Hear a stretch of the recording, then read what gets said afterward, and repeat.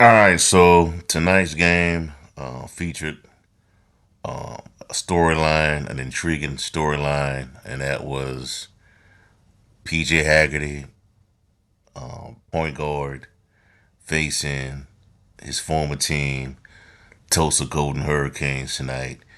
Prior to the season, Haggerty was a member of the Golden Hurricanes, but after the conclusion of the 2023-2024 season, Haggerty decided to take his talents to the University of Memphis, and he's averaging the same type of numbers that he averaged at Tulsa last season, over 21.4 points per game.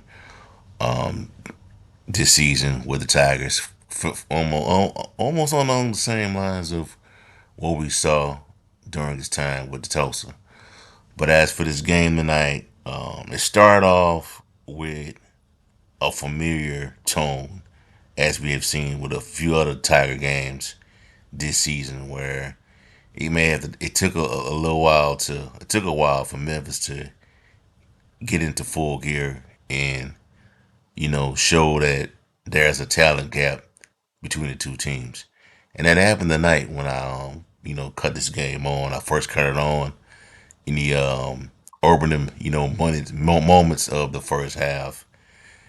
It was a battle at first. It was a tough battle at first between Tulsa and Memphis. There was like a Tigers had like a 18 to 16 lead over Tulsa. There was a few lead changes going back and forth in the first half.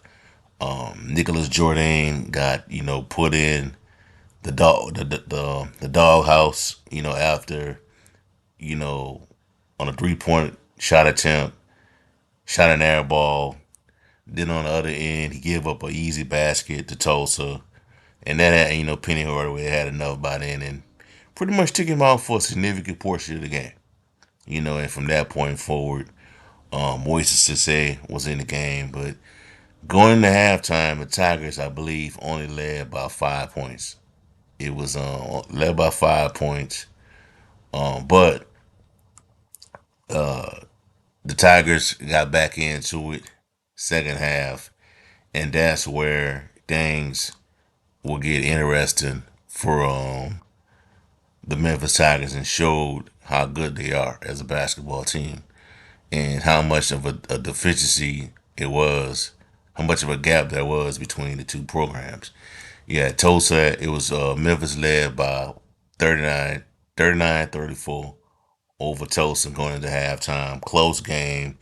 And it felt as though Memphis was going to be in a tough situation throughout the entirety of this game. But, you know, during the halftime, they made the second half adjustments and pretty much dominated this team. I pretty much had another commendable performance by everybody involved in this matchup. Nicholas Jordan, he had 2 points tonight. Only played 19 minutes. He usually have more minutes than this, but after what occurred in the first half when he missed a 3 point shot and then give up that easy basket to a Tulsa player, he had to, he sit out for a significant portion of the game. Moses Touche took a lot of his minutes, but other than that, man, it was a solid outing from the starting five. Outside of Nicholas Jordan, Dan Danger, another solid night, solid effort as a starter for the team. Now he had 21 points, played 31 minutes, 4 block shots, 3 steals, 4 assists, 6 rebounds. This is a great night from him overall from Dan Danger. PJ Haggerty against his former team had 23 points, two steals, 3 assists, 3 rebounds. Was 10 of 16 from the floor. Tyrese Hunter was solid as well, 11 points, 1 steal, 1 assist, two rebounds. Was 3 of 8 from the floor tonight. Kobe Rogers, 8 points, 2 assists, 1 rebound. 3 of 9 from the floor tonight. The bench, Moises Cisse had 6 points on 12 minutes, one block shot, 2 rebounds. Baraka Koja was quiet tonight, played 13 minutes, only 2 points. Jared Harris saw some time for only for 2 minutes in this game, only had 2 points. PJ Carter 23 minutes, 6 points. Solid night from the team overall, in my opinion. Moises did leave the game momentarily after coming down on the fall. Immediately grabbed his knee. He didn't go back to the locker room. He was helped off the court. Didn't go back to the locker room. I believe, stayed in the off to the sideline. Towards the locker room, but was standing up.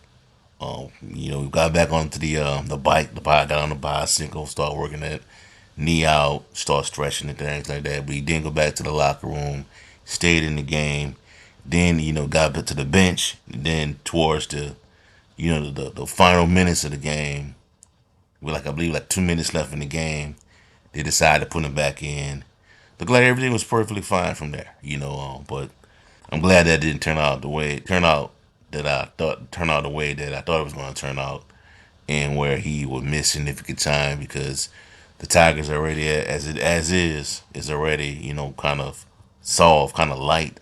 I won't say soft, but light in the interior in regards to their the depth as big men, because if you had to lose to say for a significant portion of the season, if you miss a few games, you would have to insert Nicholas Jordan in there where, and then you would have be at a disadvantage when it comes to your guys in the interior, your bigs.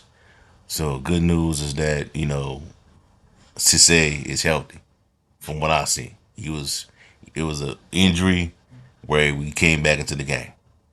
That's a good point, But other than that, man, the Tigers pretty much turned it on in the second half. Turned it on in the second half. Forced this team. Well, I believe they forced over. They forced Tulsa to committing 16 turnovers in this game. But on the Memphis side, Memphis had only 8 turnovers. That has to be a season low. 8 turnovers in this game. Tulsa had 16. 16 excuse me, 16 turnovers. And I felt as though they had a solid shooting night as well. 42.9% from beyond the 3-point line. They hit 9 threes out of 21 attempts. You had 3 threes from PJ Haggerty, 2 threes from Tyrese Hunter, 2 threes from Kobe Rogers, and you had another 2 threes from PJ Carter coming off the bench. That's solid. That's solid tonight. And This is what you're supposed to do to teams like Tulsa. You know, you're not gonna go. They're not gonna make the NCAA tournament unless something crazy happens towards the end of the season, and something crazy happens again in the AAC tournament. They will not be going to the tournament, and this is what you do. This is what you do as what Memphis is supposed to do. It's supposed to bury these teams that are not better than you. And I've said this before. You didn't see these type of performances from Memphis in the against AAC opponents. You didn't see this. These were games that you were losing. These were games that you were barely winning last year. Because it took you. I remember when you got blown out by North Texas on the road. I remember when you got blown out by SMU at home on the road. I remember when you blew a 20-point lead at home against South Florida. I remember when you were under duress at Devlin Fieldhouse in Tulane. I remember when Yaxel Lindenberg dropped over 20 points on you and grabbed 11 rebounds in last year's matchup in Birmingham. That's not happening this season. All those games that you lost last year, that you should have won, you're not winning this year. And that's because the team is, you have better cohesion with this team compared to last year's team. You just do. And um, this is a team that a lot of people believe can go to the Final Four, despite not having that a dominant, I won't say a dominant presence, but not having the depth in your interior that may cause you to struggle in games once you get to the NCAA tournament. But we'll see how that play out, down the road in the future. But Memphis wins tonight by a score of 83-71 over Tulsa. There's their sixth straight victory during this current stretch. They're now on a 6 game winning streak in conference play. Next up for them, what lies ahead for Memphis is that they take on Temple, which is a rematch from a few weeks ago where Memphis was just pretty much overwhelmed by what the prowess of what Temple brought to the table with players like Jamal Mashburn Jr. So that would be an interesting game on Sunday at FedEx Forum. Tulsa right now is looking like a pretty good team, and standings right now, you got UAB in second place, 8-2. North Texas 73, Tulane 73, Temple 63. Tomorrow they play South Florida, so looking forward to seeing how it's gonna play out. But right now, Memphis sits atop of the AAC with a 9-1 record and overall a 19-4 record. So they are the clear-cut best team in the conference right now. The clear-cut favorites to win the conference over preseason favorite UAB.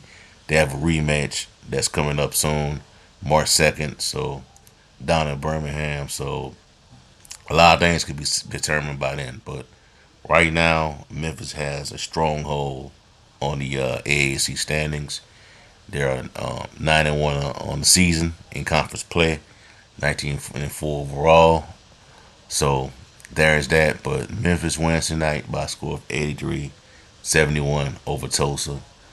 Up next for them is the Temple Owls, a rematch from a few weeks ago where Memphis lost. So we'll see how it all play out going forward. That's all I have for y'all for right now. Give me a like, comment, and subscribe to the channel. Let me know how you feel. What were your takeaways from tonight's matchup? And also check out sportsview360.com for latest content on the Memphis Tigers football and men's basketball programs. Have a blessed day. Peace. I'm out.